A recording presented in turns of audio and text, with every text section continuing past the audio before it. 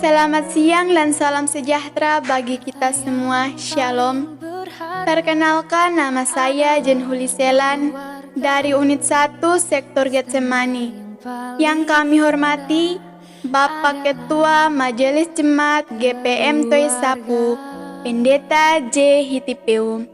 Yang kami hormati Bapak Pendeta Jemaat Pendeta F. Paliama. Yang kami hormati Bapak Ibu Majelis Jemaat GPM Toi Sapu.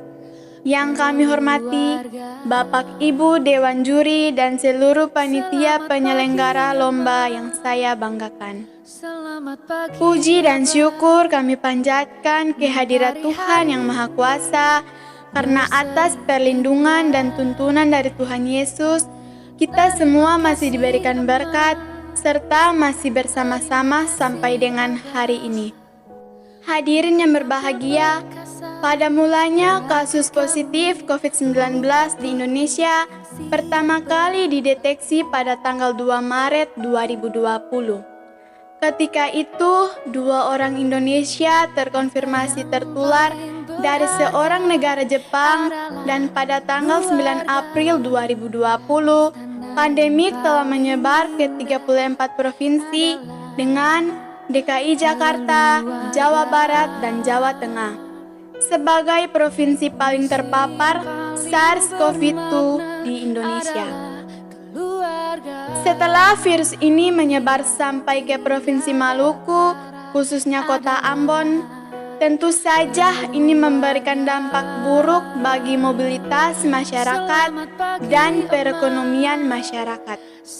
Hal ini membuat pemerintah harus menerapkan social distancing agar dapat meminimalisir angka penularan COVID-19. Akan tetapi dengan adanya social distancing, interaksi sosial kita dibatasi. Demikian juga dengan lingkungan gereja yang turut merasakan dampak dari penyebaran virus COVID-19. Patut kita sadari bahwa adanya penyebaran virus corona dapat mempengaruhi pelayanan di lingkungan gereja. Namun adanya COVID-19 dapat menjadi suatu tantangan baru bagi keberhasilan pelayanan gereja, baik dari segi pelayanan itu sendiri maupun dari segi persiapan dalam menghadapi kemajuan teknologi yang berkembang pesat sebagai media interaksi selama masa COVID-19.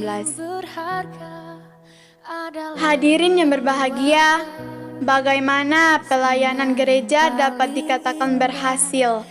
Pelayanan gereja dikatakan berhasil bukan hanya semata-mata memperhatikan kesejahteraan, namun pelayanan gereja yang berhasil ialah ketika jemaat terberkati.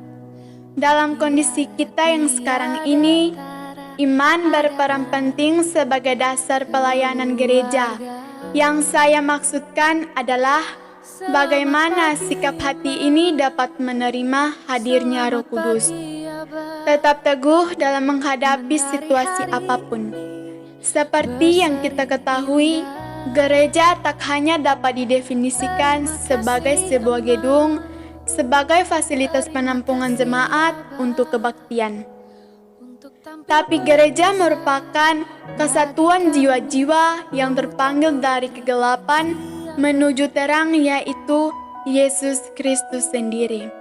Untuk itu, gereja yang berhasil di dalam pelayanannya tak hanya mengenai pelayanan yang diberikan oleh gereja kepada jemaat, namun gereja juga membutuhkan jemaat yang cintakan Tuhan, jemaat yang dekat dan selalu mengandalkan Tuhan dalam setiap situasi.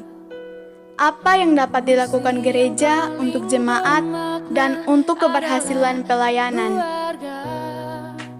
Hal yang dapat dipertimbangkan gereja untuk jemaat dan untuk keberhasilan pelayanan diantaranya: pemuridan berbasis keluarga, memperkuat pelayanan pastoral, menekankan relasi personal, lebih memperhatikan pelayanan kepada generasi muda, dan mengutamakan kapasitas pengutusan daripada pengampunan.